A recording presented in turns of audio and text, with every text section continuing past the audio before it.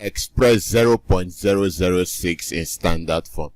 Now before we do this together, I want you to note something. Now anytime you have a decimal in which the zeros are in front, you need to remember what I call negative indices. So now if you have a decimal in which the zeros are in front, so like 0.0013, 0.000005, just any decimal in which the zeros are in front, always remember negative indices. Now having said this, let's solve this question. So we have express 0.006 in standard form. So we have 0.006. Now how do we express this in standard form? Remember, in standard form, A should be between 1 and 9.999. I hope you remember. Now 0.006 is less than 1.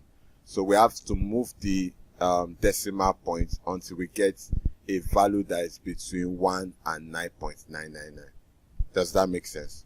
So we go 1, this 0.06, which is less than 1. We go 2, this 0.6, which is still less than 1. And then we go 3. This is 6. And 6 is between 1 and 9.999. So we stop here. So our answer will be 6 times 10 raised to power. Remember, I told you that when you have a decimal in which the zeros are in front, you should remember negative indices. So we have minus. How many times did we move the decimal point? 3. So these are answer 6 times 10 raised to power minus 3. I hope you understand. Let's take another question. So we have express 0.01 in standard form. 0.01. So remember, decimal in which zeros are in front. Don't forget negative indices. And don't forget A must be between 1 and 9.999. Now we move the decimal point. So we go 1. This 0.1 is less than 1. We go 2. This 1.